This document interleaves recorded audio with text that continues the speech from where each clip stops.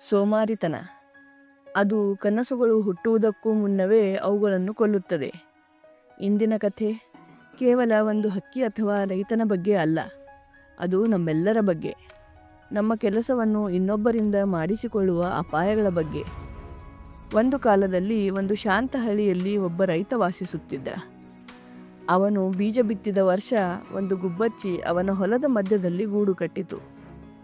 ಅವಳು 2 ಮೊಟ್ಟೆ ಇಟ್ಟಳು ಮತ್ತು ಬೇಗನೆ 2 ಚಿಕ್ಕ ಮರಿಗಳು ಹುಟ್ಟಿದವು. ಪ್ರತಿದಿನ ತಾಯಿ ಗುಬ್ಬಚ್ಚಿ ಅರಣ್ಯಕ್ಕೆ ಆಹಾರ ಹುಡುಕಲು ಹೋಗುತ್ತಿದ್ದಳು. ಮಕ್ಕಳು ಗೂಡಿನಲ್ಲಿ ಸುರಕ್ಷಿತವಾಗಿ ಚಿಲಿಪಿಲಿ ಮಾಡುತ್ತಿದ್ದರು. ಒಂದು ದಿನ ಅವಳು ಹಿಂತಿರುಗಿದಾಗ ಮಕ್ಕಳು ನಡುಗುತ್ತಿದ್ದರು. ಏನಾಯ್ತು ನನ್ನ ಕಂದಮ್ಮಗಳೇ? ಅವಳು ಮೃದುವಾಗಿ ಕೇಳಿದಳು. ಅವರು ಹೇಳಿದರು, ಅಮ್ಮ, ಇಂದು ರೈತ ಬಂದು ಹೇಳಿದ, ನಾಳೆ ಅವನ ಮಗ ಬೆಳೆ ಕಟಾವು ಮಾಡಲು ಬರುತ್ತಾನೆ. ನಮಗೆ ಭಯವಾಗುತ್ತಿದೆ. ನಮಗೆ ಇನ್ನೂ ಹಾರಲು ಕೂಡ ಬರುವುದಿಲ್ಲ. ತಾಯಿ ನಗುತ್ತಾ ಹೇಳಿದಳು, ಚಿಂತೆ ಮಾಡಬೇಡಿ, ನಾಳೆ ಯಾರೂ ಬರುವುದಿಲ್ಲ. ಮತ್ತು ನಿಜವಾಗಿಯೂ ಯಾರೂ ಬರಲಿಲ್ಲ. ದಿನಗಳು ಕಳೆದವು. ಮಕ್ಕಳು ನಿಶ್ಚಿಂತೆಯಿಂದ ಇದ್ದರು. ಆದರೆ ಒಂದು ದಿನ ರೈತ ಮತ್ತೆ ಬಂದು ಹೇಳಿದ, ಈ ಬಾರಿ ಕೂಲಿ ಆಳುಗಳನ್ನು ಕಳುಹಿಸುತ್ತೇನೆ ಬೆಳೆ ಕಟಾವು ಮಾಡಲು. ತಾಯಿ ಶಾಂತವಾಗಿ ಹೇಳಿದಳು, ಚಿಂತೆ ಬೇಡ, ನಾಳೆಯೂ ಯಾರೂ ಬರುವುದಿಲ್ಲ. ಹಾಗೆ ಯಾರೂ ಬರಲಿಲ್ಲ. ವಾರಗಳು ಕಳೆದವು. ಮಕ್ಕಳು ಬೆಳೆದರು, ಬಲಿಷ್ಠರಾದರು. ಮತ್ತೆ ಒಂದು ದಿನ ಹೇಳಿದರು, ಅಮ್ಮ, ರೈತ ಮತ್ತೆ ಬಂದು ಕಟಾವಿನ ಬಗ್ಗೆ ಮಾತನಾಡಿದ, ಆದರೆ ಯಾರೂ ಬರುವುದಿಲ್ಲ ಅನ್ನೋದು ನಮಗೆ ಗೊತ್ತು. ತಾಯಿ ಕೇಳಿದಳು, ಈ ಬಾರಿ ಅವನು ಏನು ಹೇಳಿದ? ಸ್ಪಷ್ಟವಾಗಿ ಹೇಳಿ. ಅವರು ಹೇಳಿದರು, ಅಮ್ಮ, ರೈತ ಹೇಳಿದ, ನಾನು ಇನ್ನೂ ಇತರರ ನಿರೀಕ್ಷೆ ಮಾಡುವುದಿಲ್ಲ.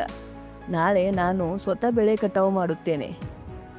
ಇದನ್ನು ಕೇಳಿ ತಾಯಿ ಗುಬ್ಬಚ್ಚಿಯ ಮುಖ ಬದಲಾಯಿತು. ಮಕ್ಕಳೇ, ಸಮಯ ಆಯಿತು. ಇವತ್ತೇ ರಾತ್ರಿ ನಾವು ಇಲ್ಲಿಂದ ತೆರಳಬೇಕು. ಆದರೆ ಅಮ್ಮ, ಈ ಬಾರಿ ಅವನು ನಿಜವಾಗಿಯೂ ಬರುತ್ತಾನೆ ಅಂತ ಹೇಗೆ ಗೊತ್ತು? ಅವಳು ಹೇಳಿದಳು, ಮೊದಲ ಬಾರಿ ಅವನು ಮಗನ ಮೇಲೆ ನಂಬಿಕೆ ಇಟ್ಟ. 2ನೇ ಬಾರಿ ಕೂಲಿ ಆಳುಗಳ ಮೇಲೆ. ಇತರರ ಮೇಲೆ ಅವಲಂಬನೆ ಇಟ್ಟರೆ ಕೆಲಸ ಆಗೋದಿಲ್ಲ. ಆದರೆ ಈಗ ಅವನು ಸ್ವತಃ ಮಾಡಲು ತೀರ್ಮಾನಿಸಿದ್ದಾನೆ. ಅಂದರೆ ನಾಳೆ ಖಂಡಿತ ಬರುತ್ತಾನೆ. ಚಿಕ್ಕ ಗುಬ್ಬಚ್ಚಿಗಳು ಹಾರಲು ಕಲಿತಿದ್ದವು. ಆ ರಾತ್ರಿ ಅವರು ಹೊಸ ಸ್ಥಳದಲ್ಲಿ ಗೂಡು ಕಟ್ಟಿದರು. ಮರುದಿನ ರೈತ ನಿಜವಾಗಿಯೂ ಬಂದು ತನ್ನ ಕೈಗಳಿಂದ ಬೆಳೆ ಕಟಾವನ್ನು ಮಾಡಿದನು. ಸ್ನೇಹಿತರೆ, ಯಾರು ಇತರರ ಮೇಲೆ ಅವಲಂಬಿಸುತ್ತಾರೋ ಅವರ ಕೆಲಸ ಎಂದಿಗೂ ಪೂರ್ಣವಾಗುವುದಿಲ್ಲ. ಅದು ಕೇವಲ ಸೋಮಾರಿತನವಲ್ಲ, ಅದು ಮೌನವಾಗಿ ಕೈಬಿಡುವ, ಸೋಲನ್ನೊಪ್ಪುವ ರೀತಿ.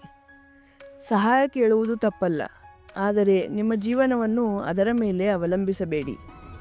ನೀವು ನಿಮ್ಮ ಕೆಲಸದ ಜವಾಬ್ದಾರಿ ತೆಗೆದುಕೊಂಡಾಗ ನೀವು ಕೆಲಸ ಮುಗಿಸುವಿರಿ, ಅಷ್ಟೇ ಅಲ್ಲ, ಗೌರವವನ್ನೂ ಗಳಿಸುವಿರಿ.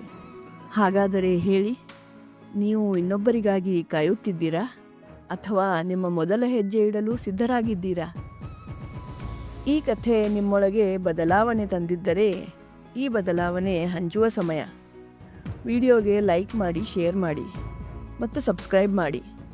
ಮತ್ತೆ ಸಿಗೋಣ ನನ್ನ ಚಾನೆಲ್ನಲ್ಲಿ ಕನ್ನಡ ಟೇಲ್ಸ್ ಬೈ ಅಲ್ಕಾ. ಇಲ್ಲಿನ ಪ್ರತಿ ಕಥೆಯೂ ನಿಮ್ಮೊಳಗೆ ಪ್ರೇರಣೆ ಹುಟ್ಟಿಸುತ್ತದೆ. ಧನ್ಯವಾದಗಳು. ಜೈ ಹಿಂದ್.